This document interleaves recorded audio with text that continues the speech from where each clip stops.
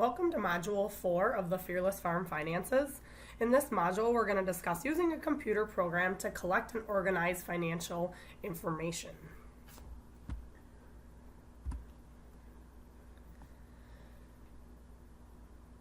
So the bullet points in front of you, using computer programs to collect and organize financial information. We're going to discuss a little bit to computerize or not. And as you've read and probably listened to in the following or the previous modules, if you've listened to any of them, if at all possible, we would encourage you to use a computer program, and we'll go through some of those advantages. What are some of the computer bookkeeping programs that farmers are using? Computer spreadsheets, so I'm going to just briefly touch on those and point you in the direction that you can head if you're looking for something like that. Cloud-based systems, setting up your farm business with computerized bookkeeping, refining your chart of accounts, overall organization of income and expenses, other ways to categorize your information in a computerized system, and then finally sorting your data on a third plane, and that'll make more sense as we get going here. So to computerize or not, computer systems can do a lot of things that paper systems can't. And not that paper systems can't do them, but it's not going to be done without the time of a person spent doing them. So in a computer system, you can quickly view income and expenses as long as everything's entered in.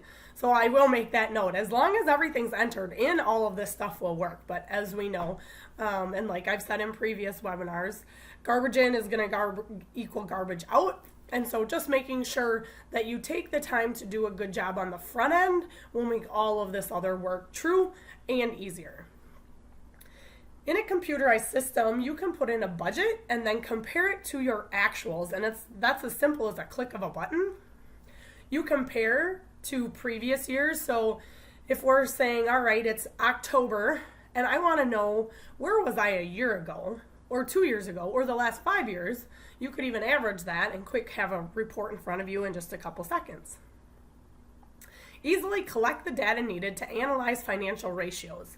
And we're going to get into more of those in the following webinars, but financial ratios are really important to run a successful business. Computerized programs can create standardized reports. They're easier and faster to use than a paper system. Once it's entered in and entered in correctly, it is amazing the amount of information that you can gather or extrapolate from just the information that you think you just simply entered in. Many of them you can write checks, create invoices, complete all your payroll, and accurately track your inventory, among a plethora of other things that a lot of the computerized programs can do. You can start with the basics and always get more complex, and that's how I teach most of my farmers that I work with, is if we're just starting out, and this is the first time we've actually sat down at a computer, let's just start basic, and you can always build and get more complex. If you get complex right away, you get overwhelmed, and it's not as likely that you're enjoying it like you could. So what can computer bookkeeping programs do? Some of this might be obvious to some of you, and some of it might not. So I'm just always going to state the obvious. Record transactions for and reconcile various bank accounts. So you can keep, let's say you have maybe 2 different entities, you can keep it all in the same bookkeeping program. I know for our personal farm, we have our farm and our personal account all in the same program. Enter bank deposit detail, write and print checks, or enter the detail from handwritten checks, maintain a check register. Hopefully everyone's doing that anyhow, but I unfortunately see that too often not done. Maintain customer and vendor lists. And when we say maintain customer and vendor lists, it takes a little bit of time on the front end to set those up, but it's so well worth it. You have their name, their number, their address, For anybody with 1099s, you can keep track of their social security number or any business ID number that you need. So it's very quick and easy and seamless. You can create yearly budgets, create reports such as balance sheets, income statements, etc. that we will talk about in, like I said, in the upcoming webinars, the following modules. Track and report transactions by group or enterprise or job. Now, don't get confused. Every computer program is going to have a bit different lingo. And so once you get with a computer program, you'll understand. But when you're searching them out, you kind of have to figure out what they call their different enterprises or categories or groups. That's just a word. Don't let it confuse you. You can manage payroll. Often this is optional and it does have an additional expense, but many of the farms find that it's well worth it, and for the extra, maybe it's only $100, that it keeps everything together in the same program.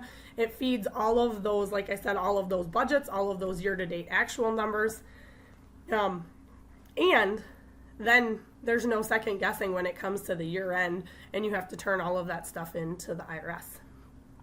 Plus so much more.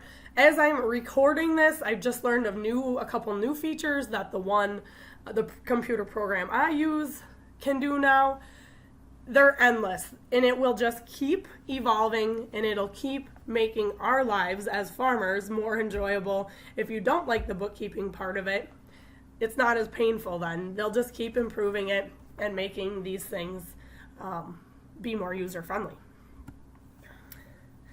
So what's in front of you now is I just picked out some of the computer bookkeeping programs that I see being used. This is not by any means an extensive list. Like I said, there's constantly more programs coming online, more programs coming in the cloud.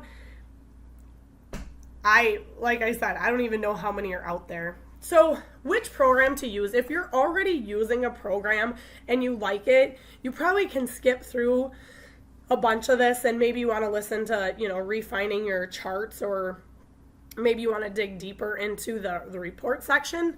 But if you are just new to this and you're starting to look for computer programs, this is some options. So your generic programs, and I don't want to bash accountants at all. Accountants by trade really like QuickBooks. That's what they're trained in. It comes as second nature to them. I'm just going to warn you, I've been on way too many farms that the QuickBooks is really messed up, and so none of the reports are useful, or we have to really dig into them to figure out why something isn't looking right, what are we missing, what's being duplicated. So if you're going to go the QuickBooks route, please get with an accountant that understands agriculture, first of all, so that you can get your chart of accounts set up properly. And I'm just going to touch on it today. Or sit down with a farm who uses it and uses it well, and really make them dig into it and understand it. So Quicken is out there. Quicken does have a very basic ag chart of accounts. Fairly user-friendly, looks like a checkbook. Sage 50 is another one that's a fairly generic non-ag program, but can do a fine job. The more farm-specific programs that I see being used really actually quite well, and their single entry, is PC Mars, and that's going to be the one that I'm most familiar with. So you're going to see some of the slide shots coming up in the next screens that I'll show you what that looks like. Easy Farm and PC Mars look a lot like a checking account or a checkbook registrar. Pretty straightforward. And then Ultra Farm is another one. Don't let that picture kind of looks old, but it actually is a very functioning, useful program. More farm specific and double entry, Centerpoint, the Red Wing software, and then FarmWorks. So another just little tidbit of advice is someone like myself who understands a program and is able to use it well.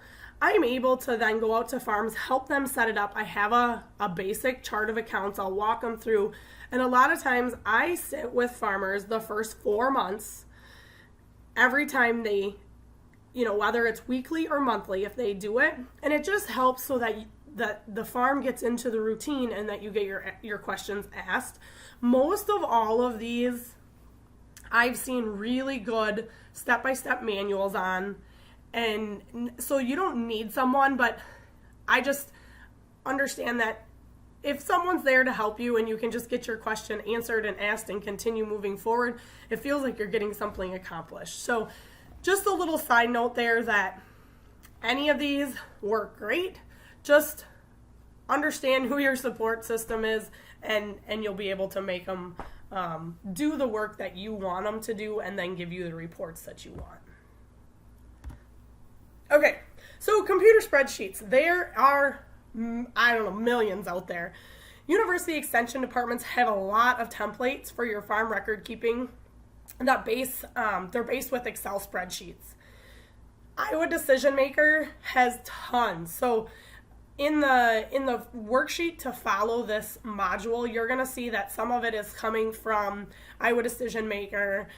But like I said, most extensions have budgets, partial budgets, cash flow projections, all of those that are blank and that you can fill out. Excellent. They've got all of the formulas in there. They help you walk you step by step through them because they have instructions. Phenomenal. So before you try to create your own, just do a little bit of digging and you probably can find something that's already out there. Computer spreadsheets or Excel spreadsheets, you can do a great job of tracking financial information, and it's pretty straightforward. It's right in front of you. Use the template explained in the previous, so in my module 2 and 3, I explained the Oklahoma Farm and Ranch account book. There is also online templates as well. So if you're wanting to do your bookkeeping program and you really like Excel, they're out there. They're already created. I would encourage you to take advantage of those. Spreadsheets can also complement the more complicated bookkeeping programs. So some of them, maybe, like I said, maybe you want to start out really simple and the program can get very complicated. So year one, you're going to just start with the basics. And if you need a computer spreadsheet to complement that, maybe it's the production side of things, or maybe it's monitoring something. Spreadsheets offer a lot of flexibility as well as transparency. Touch a little bit here on the cloud-based systems. I'm sure we're all well aware our phones are amazing. They're constantly working off the cloud, or we can save things to the cloud. Same thing with a lot of our computer financial software. So in the last few years, online programs have been developed as alternatives to actually purchasing the software and downloading it on your computer. So they're designed to be in the cloud. So you physically don't download them. They're not on your hard drive. They are working out in the cloud, not using up your hard drive per se. So you can enter data into those systems in a remote location. I work with a lot of farmers at farmers markets, and they'll be, on their phones or tablets or maybe even a small laptop and logged in. And so everything they're doing is going automatically right to the cloud. It's a one-touch system and it's done. It's in there as long as they're entering it properly right at the market.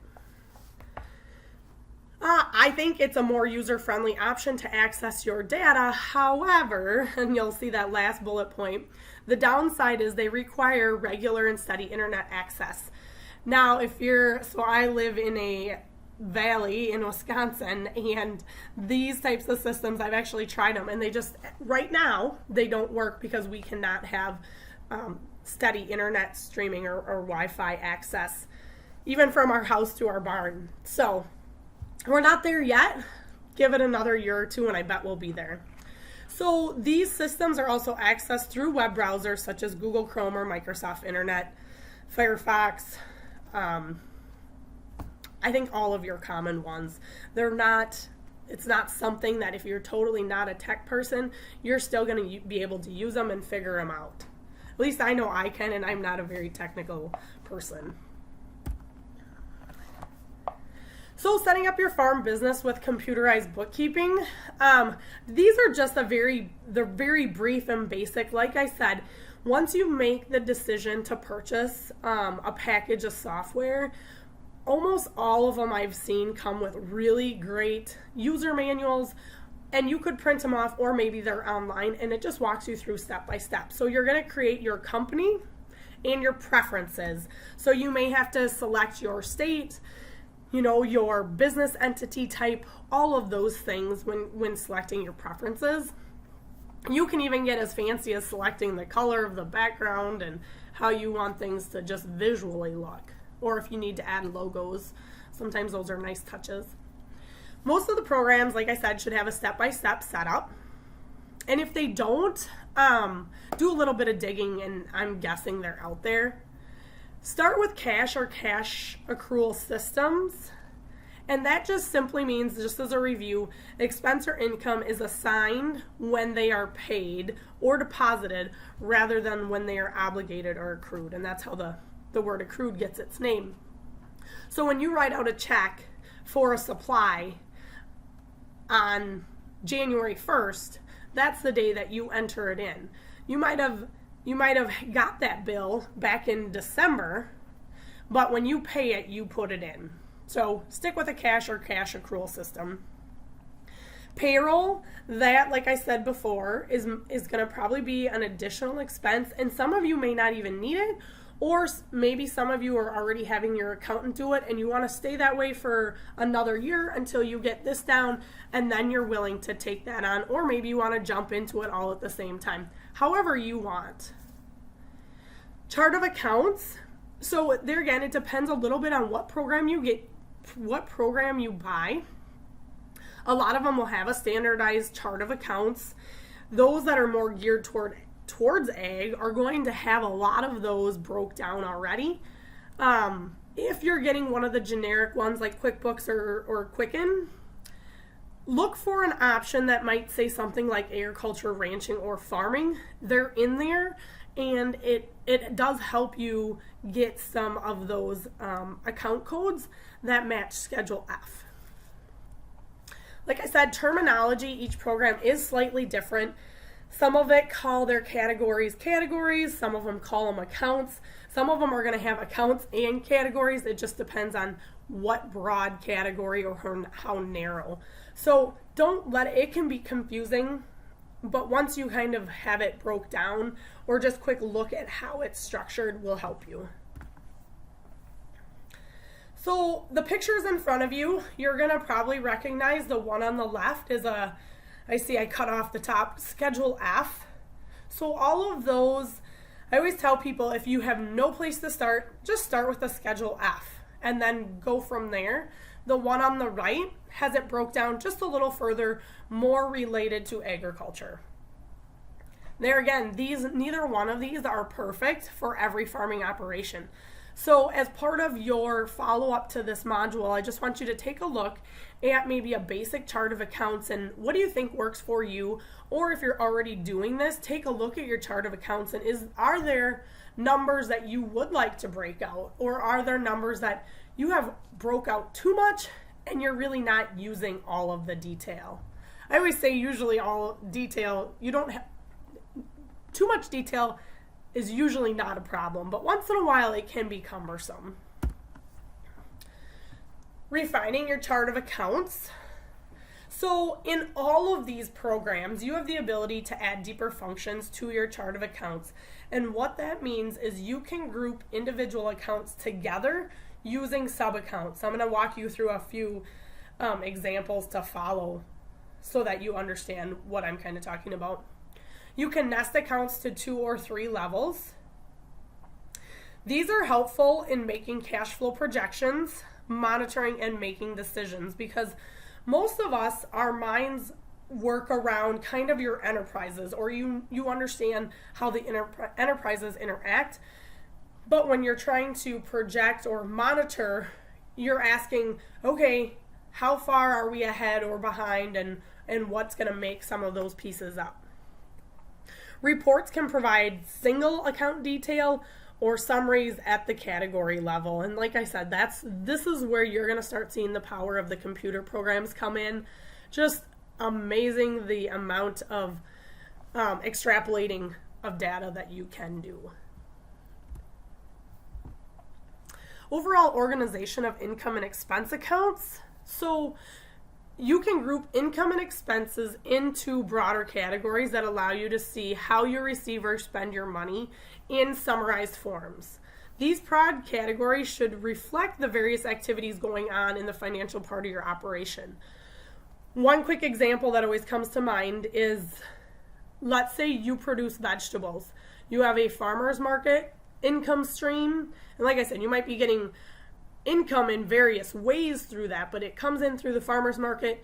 Maybe it comes in through a wholesale account, or it comes in, let's say you have a roadside stand. So those would be 3 separate avenues that you may want to keep track of, so that for future reference or future decision making, maybe you start questioning one of them, or you want to say, well, we could add more acres, so that you can split those out and make those decisions easier. You can move accounts out of alphabetical sequence within your new heading of broader categories, whatever makes sense to you. Example of like major expense categories might be infrastructure and land, labor, machinery and equipment, and operations. And I'll jump to the next slide here and you'll see that. So on the very left, you're looking at a chart of accounts, sub-accounts. So you'll notice the big category items are fuel, insurance, repairs, and maintenance. But this particular farm wants to break out how much fuel is being spent on the tractor, the farm truck, and the other implements.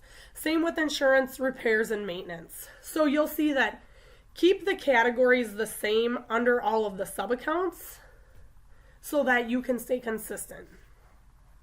The next one down below is just another example or another option for sub-accounts. So you'll just notice they flipped them, right? The farm truck now has fuel, insurance, and repairs. So that one particular piece of equipment has all of those. Same with the tractor. Fuel, insurance, repairs, and maintenance. Same subcategories.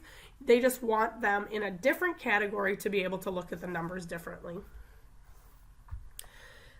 In that table 6.3, so working from left to right, the next one, those are called, and these are QuickBooks terms now, grouped expense accounts. So that was just that last bullet point when I said they're grouping accounts.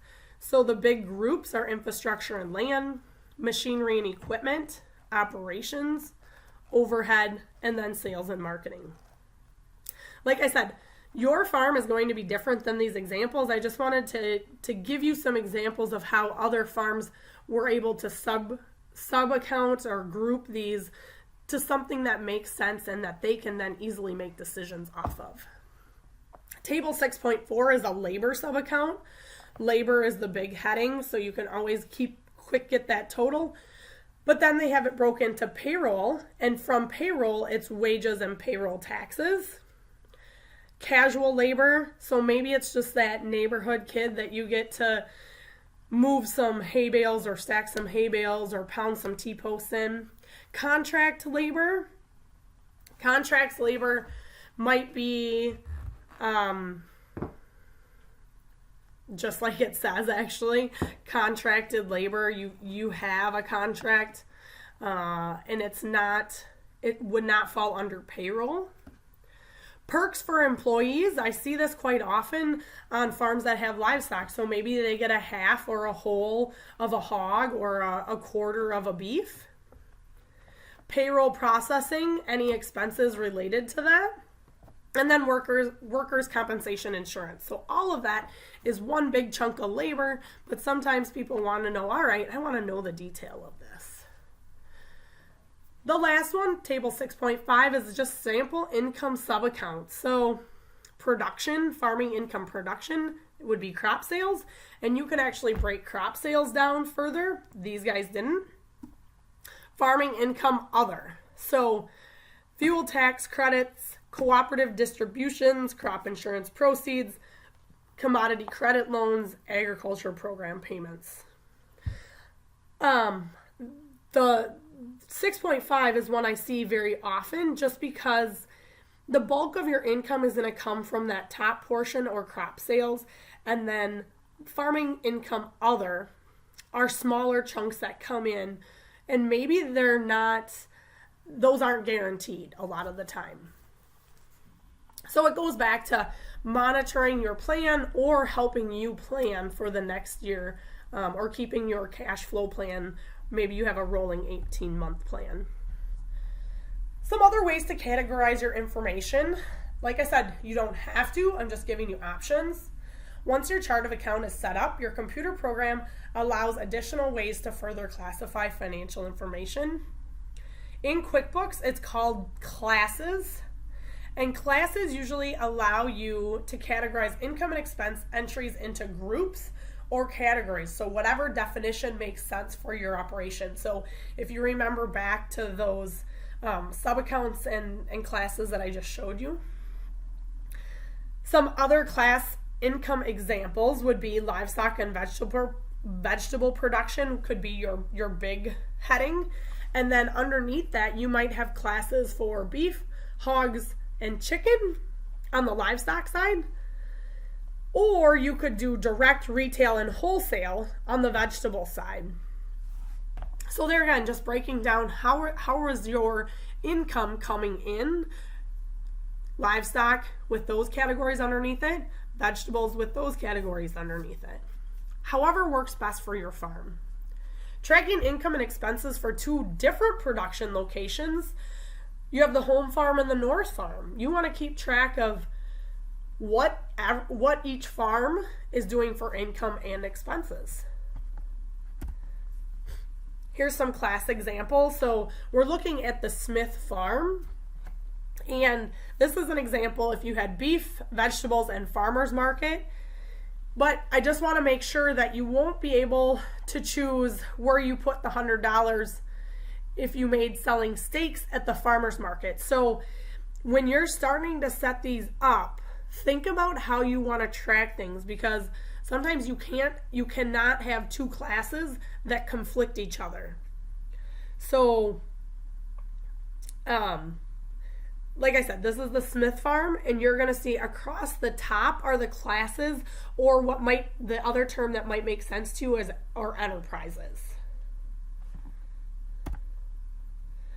So the last way, and it's called the third plane, you can sort your data further. So here you see we still have the Smith farm, but there again, it's the example I just, not the previous 2 slides ago, that we have the home farm and then we have Joe's farm. So you're keeping track of what money is coming in, so your income and expenses going out. And then, like I said, the really nice thing with computer programs is you can split the stuff apart and then you can smash it all together for the totals. And it's however, it depends on what decisions you're making that day. Okay, so entering receipt data. So receipts come from spending cash, using a debit card, or handwritten checks. Make sure when you're entering this in that you have the appropriate bank account. There's nothing worse than I get to a farm and I'm going through, when I'm just double checking their work, and I've noticed that they put something in their personal account right away and then never switched out, which granted, at least it's in there. You can just edit it. You don't have to start over most of the time, but just make sure you have it going into the appropriate bank account, the appropriate expense account, and there can be more than one expense account per transaction. And I'll show you in a couple slides here. And if you remember back, or if you haven't watched it, on the previous module, I talked about entering it into the Oklahoma Farm and Ranch account book, that you're going to sometimes have to split up the expenses into 2 different categories. Let's say it's feed and seed. You can assign classes or jobs if that is appropriate. And then keep track of meaningful numbers. And so I always just say, before you save the transaction and move on, do you have the check number? Do you have the invoice number? Do you need to keep track of any pounds, bushels, head, any notes that might be associated with that transaction? Like I said, write down sometimes too much information, because when you come back, you're like, oh, it is in here. And normally you would have thought you would have not put it in there. So here's an example. And I warned you, this is a screenshot from PC Mars. And so I'm just showing you what I see quite often, and then what I'd like to see.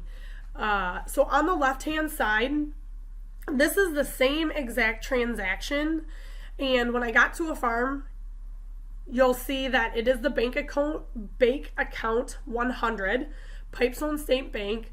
That is their farm account, so that's right.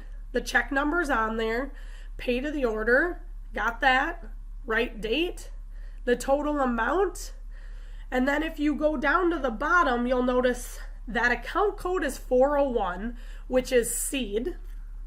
The enterprise is corn, so there again, you can enterprise it, and then there's the amount.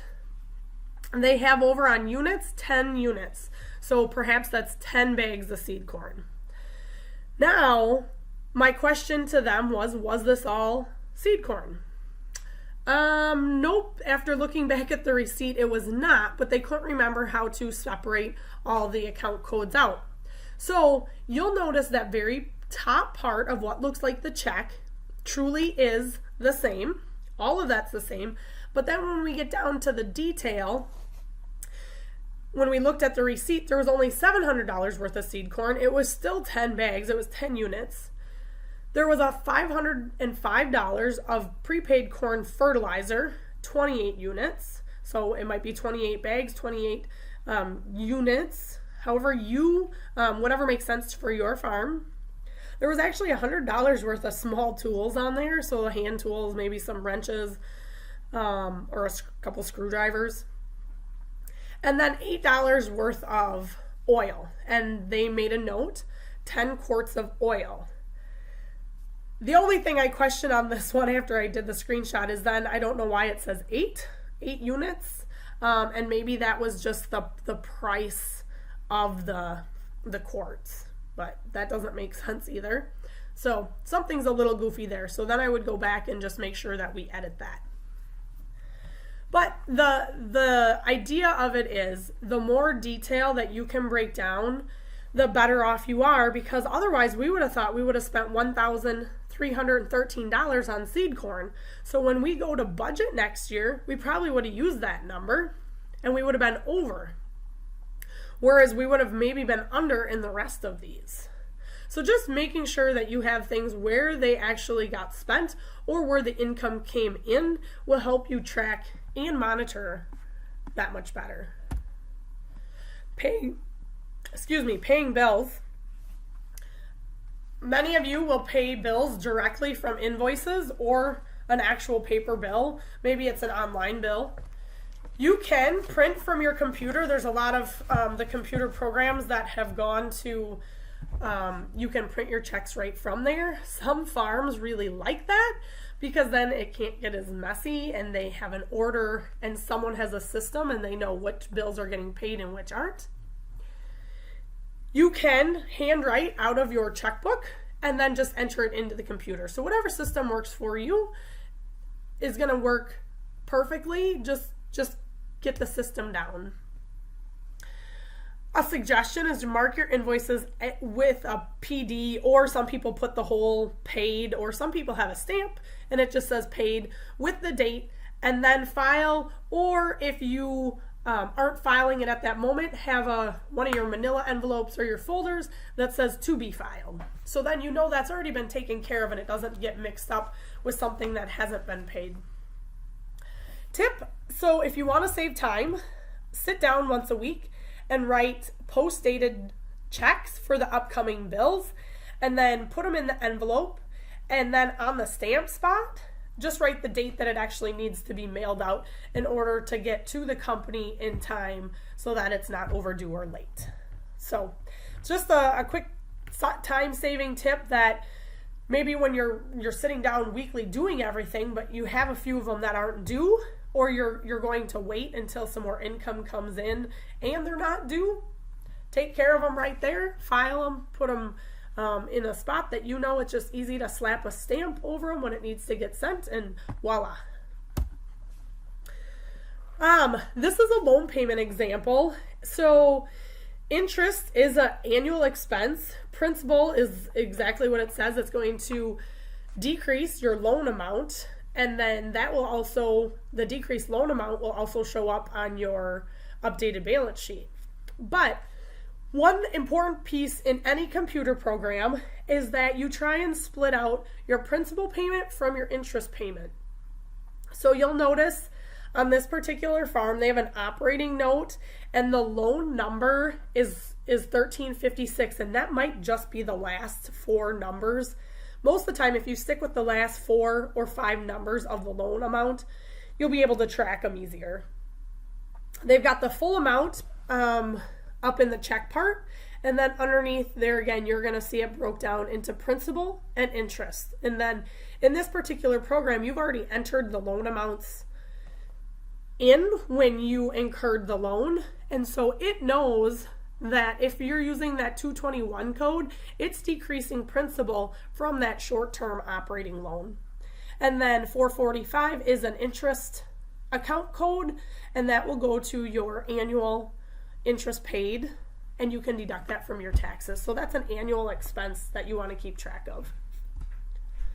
Keeping track of income, 3 main ways to track income. In most of these computer programs, you can use the deposit function to list income that's ready for deposit. And then when you actually do it, you just verify it and then it goes through.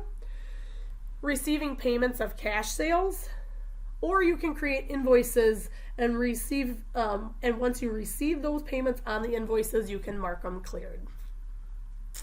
If you're going to do invoicing, and some of you will and some of you won't need to, deliver it when you deliver the item before you receive the payment.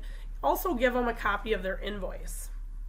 Same information as your sales receipt, only somewhere on the invoice add the terms of sale. So when does the customer plan to pay you?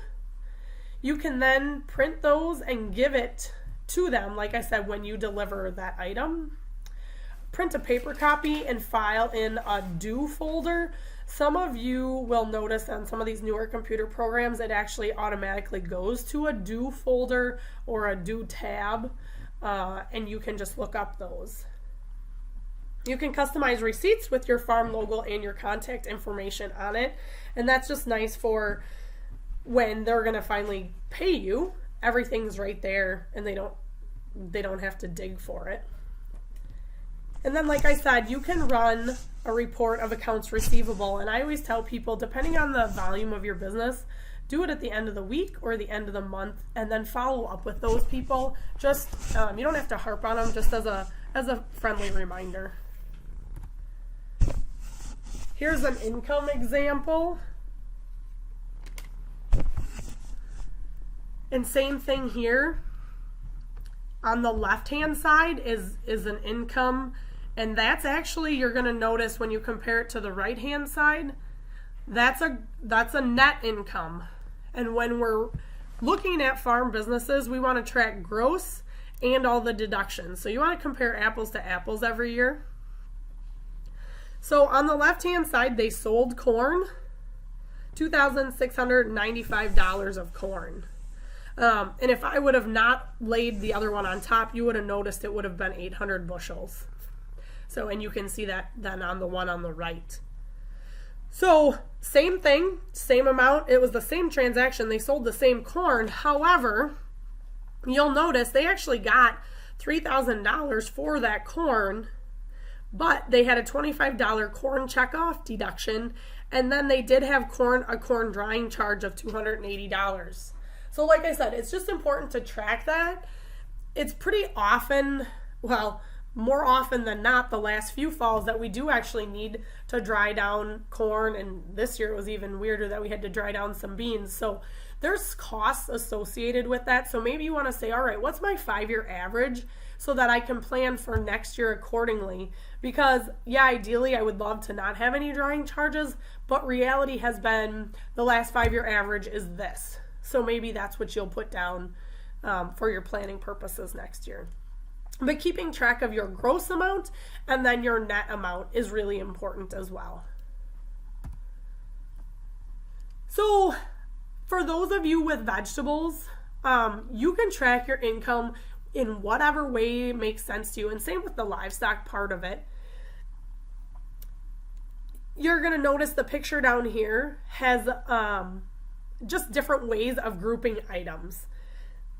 So your item list is going to be everything that you could or maybe do sell in various units that they are offered. And maybe that changes throughout the year, but just make sure you've captured that. So let's say you are using one of those cloud-based accounting systems. When you're at market, it's all set up, ready to go, and it just makes it easy for you to select the option of how you are going to track it on your financial side. It also can help your production flow and management of the farmer's stand, or how much you need to take every week. But more importantly, just tracking the income coming in. So there again, you're going to notice some of it is bunched herbs or bulk herbs. And then the other option is they have all of it broke down. So the bigger category is the individual herbs, so dill or parsley. And then they have it broke down into the units that they could sell them by. And there might be 30 of these crops or more, and you might have more than just 2 options like this particular farm does. So thinking that through when you set it up. The other thing is too, you can modify this in the middle of the year. Let's say something, you got surprised and you didn't have something, or you actually had more of something and you wanted a bigger unit, you can add it in. Oh, backing up your data. I cannot say enough about this. I wish I could say I've never gotten a phone call from anyone who's lost their data. I really do wish that. But like I said, back up. Even if you do this weekly and it takes you 10 minutes, perfect. Back it up at the end of that 10 minutes. Some of you, it's going to take you longer, and back it up every 20 minutes to a half hour, just so it's backing up takes seconds, so that it just saves you time and, more importantly, stress of having to go back and redo it. All hard drives will fail. It's just a matter of when. And that is very, very true. Even losing a day's worth of data can create a huge mess. Sometimes it's hard to remember where you started and left off, or it just makes for a stressful mess. Back up your data in a way that it gets it off your computer's hard drive. So memory key, thumb drive, whatever you call those, flash drive, flash stick, pretty handy, useful little things. I'm not saying those are perfect either. We've lost data on those as well, but just keeping multiple copies. As an advisor to a lot of farms, I actually, every time I'm on farm, just back up their data onto my flash drive and keep a copy of it for them as well. Like I said, it might not always be the most current copy, but at least it's something. Periodically back it up in ways that get it out of your office. In case of a fire, natural disaster, there are more times than not that you'll hear people that have lost really important data, and it's all gone. So that's just, those are huge, not only huge hours of work lost, but just huge information that your decision-making ability is then paralyzed. Ways to do that: emailing the file, separate thumb drive with, like I said, with an account or an advisor. All of us that have these backup copies very rarely look at them. The only time I look at them is seriously if people usually need them. Or if they say, hey, I can't get this report to do something, can you quick take a look at it? Absolutely. There's also online services, and you've probably heard of, like I said, there's just 2. I wrote 2 down here, Carbonite and Mosinee Pro. There's multitudes out there. And if you have it on a cloud, this isn't as applicable because it is being saved. But there again, just, I don't know, I get leery of that stuff, and there's a lot of hard work and a lot of information in that. Just keep a copy somewhere else. Better safe than sorry. So utilizing computer reporting, this may take some time for you to get the reports that you want, or sometimes it's a random report that you've never run. There again, consulting your computer manual or a farmer or advisor that knows reports well and uses them well can be really useful. So use reports to help inform you. QuickBooks, the reports are in the company and financial section, and this took me a little figuring out on a few of the farms I work with. So just as a note, that's where you find your reports in QuickBooks. Use various reports to give you a good snapshot or tracking of your to-date or planned numbers. Look at, that bullet is just supposed to say, look at different reports. It gives you a different look at your data in different ways, and sometimes just how it sorts it in a different manner can be a little light bulb moment, or maybe someone else sees something then that you don't see. Some really helpful ones that any of these computer programs do well: profit and loss statement is probably the most common one. Explore, and I just put the bullet down there, explore all of your reports. Not one of them is going to give you a full picture, just like I said before. These will be helpful for the following modules. So we're going to start diving into more of the numbers, ratios, reports that actually tell you something about your business. So as you're going through those modules, jump back to the computer program that you're working with and see what reports are lining up with those, and do they look right? Are the numbers that it's spitting out actually right, or do we have some inputting issues that we need to figure out? Run by the 10th of every month to help you monitor your data. Now, you gotta forgive me. Like I said, I'm a dairy farmer, so our milk check comes on the 8th. So my goal is always by the 10th of the month to run all our reports, because that income is in there. You can have it be by the 1st, the 5th, the 10th, however works for you, but just run them monthly so that nothing surprises you and that you're just keeping on top of it. I really find that if you're going to take the time to plan a cash flow projection, there is just immense amount of power in the monitoring of that and tracking it from your actual numbers to your projection. Try it. Just try it, and I think you'll find that it is really helpful.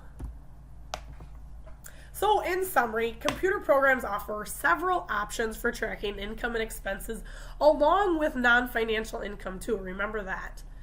Specific features are appropriate for tracking detail in different types of situations. No two farms are the same. Like I said, you're going to have to figure out what fits your farm and the decisions that you want to make best. Reports are helpful in monitoring your business weekly, monthly, and yearly. And most importantly, make it fun and worth doing. If you find yourself you're doing it and you don't think it's worth doing, maybe ask a few farmers how they're using it and how they're making it feel worthy of their time. Or ask your local extension agent, ask your local technical farm business management instructor, ask somebody in the business world, and they can probably give you a different spin on your numbers that you would have never even thought of or never even known. So, and then the final quote: you don't have to be great to start, but you have to start to be great. So with that concludes this module of the Fearless Farm Finances.